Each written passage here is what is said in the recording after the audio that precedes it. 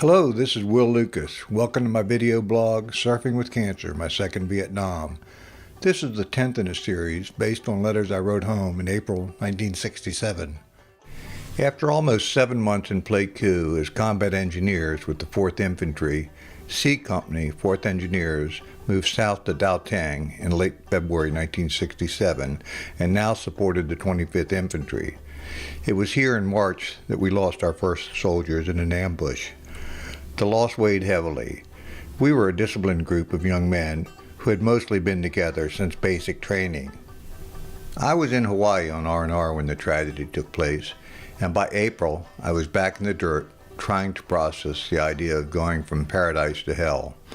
My job as the company's field radio mechanic during April was largely consumed by securing the old communications bunker that was about to collapse from near mortar misses. I was fortunate. Base camp was rough enough, but the need to protect the radios that month kept me out of the field most of the time. But base camp was no treat, with occasional perimeter breaches and incoming mortars just to test our will. Nobody could be trusted. Our Vietnamese barber was killed one night while he and other VC raided the camp. As I learned over time, I avoided writing about too many bad things. I'm sure from my parents' point of view, I was on vacation with regular swims at the exclusive Michelin Club. In my first letter I wrote, I have to admit, I have done some work since I got back, been filling sandbags to put around our generator to try to keep some of the elements off. That's it though, you know, I don't want to strain myself before I come home. Boy, it was good to talk to you from Hawaii. Do you remember the last time I talked to you? It was about July 5th from Fort Lewis. Kind of a sad call then, but happy from Hawaii. I had so much I wanted to say, but at $4 a minute, I didn't dare. I can imagine the phone bill from those 2 calls alone. Oh well, in 3 months I'll be able to tell you everything that I feel. You couldn't imagine the sick feeling which came over me when I got back to Nam. By the way, you know there was only about 8 enlisted men like myself on the trip to Hawaii. The rest were officers. This was out of about 167 people. Back in Dau Tieng with the war going on around me, I was still lost in the memories of my Hawaiian adventure. I couldn't wait to tell my surf buddy Mike Dwyer. In an April letter, I bragged about surfing, but also revealed that my travel buddy and I made our first stop at a topless club.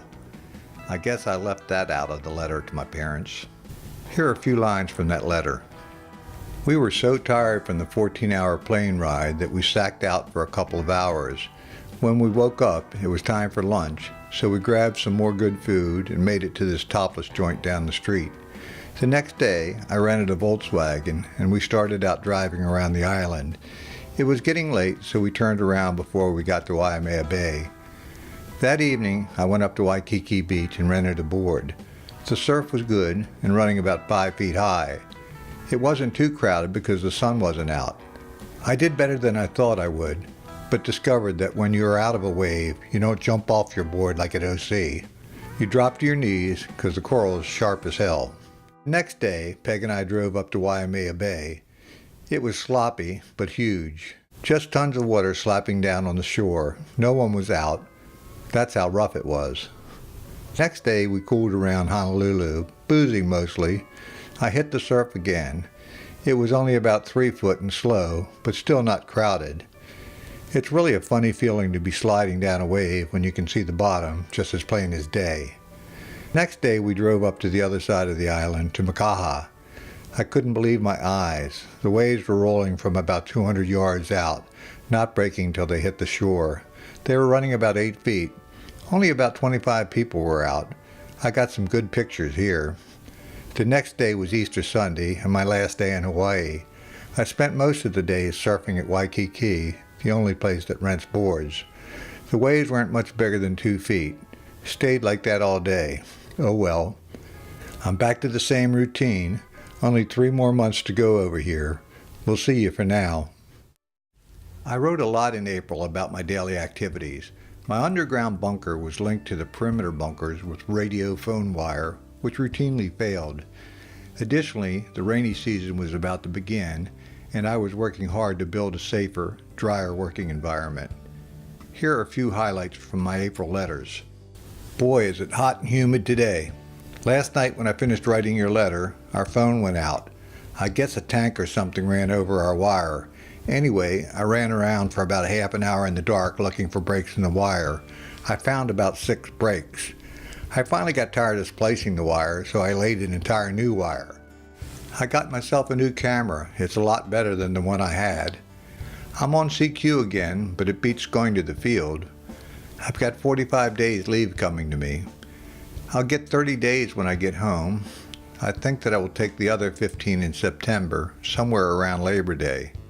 Boy, when I think about it, I still have quite a bit of time left in the Army. Our company is just about finished building our new mess hall. All that's left to do is put a roof on and fix up the interior some. I've been taking pictures every day to show the progress. It's going up pretty fast. They're showing a movie tonight, the TNT show. It's a show something like Shindig. There will be all kinds of bands and performers in it. The only trouble is that I'm on CQ again and won't be able to see it. The sun is starting to set. That's about the only thing I like about this country. The sunsets are always pretty. Well, a lot of the guys I came over with will be going home next month. They received 45 days early out and will leave about the 21st of May. I just got back from the pool and dinner.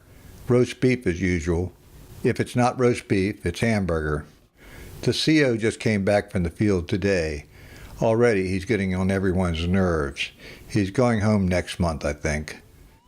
Well, we got issued new rifles today. It's the M16, designed for jungle warfare. Because we're down here in the jungle, the CO decided that we should turn in our old M14s for the M16. The 16 only weighs 4 pounds compared to the 11-pound monster, the 14. I really like it, because when I'm walking that half mile to the pool and back, that old 14 gets heavy. Well, the CO has been back from the field for about 5 days, and everyone is running around doing extra duty and everything. The man just tries to act too military. We used to get Sunday mornings off, but he put a stop to all that. We completed the mess hall today and had chow for the first time in the mess hall tonight. Well, this morning we started building a new commo shack. This time it will be on top of the ground. The underground shack that we're in now is starting to come down. We probably won't finish it until after I rotate out of this country. We worked all day just laying a foundation. Tomorrow we'll probably start on the uprights. It hasn't rained this week as much as it did last week. We'll be putting floors in all the tents in a couple of days in preparation for the rain.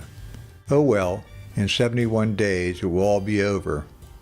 As you can guess, I'm on CQ again. Boy, this gets to be a bore. Oh well, someone has to do it. I guess it beats walking around through the jungle shooting a rifle all day. Yeah, I know, it's got that beat by a long shot. That's the one thing I can always look back on when I'm feeling down. There are plenty of people, and I would say the majority, that have it worse than me. Oh well, I'd rather not even talk about that. Meanwhile, back in Pleiku, Dragon Mountain Base Camp was becoming a city unto itself. Combat Engineer Melvin Pope remained on with D Company and witnessed the rapid expansion of the camp. He wrote to me recently and shared some of his letters and photos. And just like in Dau Tieng, his CO was making more demands on the already exhausted troops. They were separating troops by assigning them to new tents just to break up the buddy system. Here are some highlights of his April adventures. Went to PX today. When I came out, the sky was black and a bad storm came up with thunder, lightning, and heavy rain. We finally received some new clothes, jungle fatigues and jungle boots. Well, we get up at 5:30 a.m., eat, clean up our area in the tent, and have formation and police call. The sergeant had been complaining that we weren't picking up all the trash. We were lined up, walking through the motor pool with the sergeant walking behind us. I happened to look back and saw him reach in a trash barrel and grab a greasy rag and throw it on the ground. He saw me looking at him. I walked back and picked up the rag.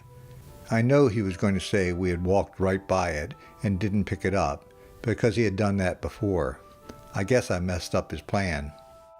You remember that little paper you gave me and told me to keep? The one that says, "A Little Talk with Jesus"? I still have it and reread it today. Sure needed the talk. The past 3 nights, I worked until 8 p.m. stacking sandbags on the new bunkers. They are big ones.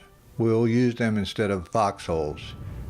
It's storming this evening with lightning and heavy rain. Looks like a river running under our tent floors. This afternoon we went to the laterite pit to see if it was dry enough to work. We decided it was and worked for a while. We got the drag pan stuck and pulled it out. Dale Robertson, star of TV show Tales of Wells Fargo, came to Dragon Mountain. I didn't get to see the show, but the lieutenant I was driving for said, "Let's stop by anyway." We met him and we talked for a long time. And so it goes, the dichotomy of a war zone, pleasure and pain. And most of my troubling times were at night. The work environment was horrible and there was too much time to think. While living conditions were not great, the military system did provide troops with just enough comfort to keep morale somewhat under control. And for me, May brought on a few really memorable comforts, only to be offset by additional work. In a true Army fashion, as I neared the end of my tour and replacements arrived, I was assigned additional field duty. Like many other troops, I went into survival mode as I counted the days.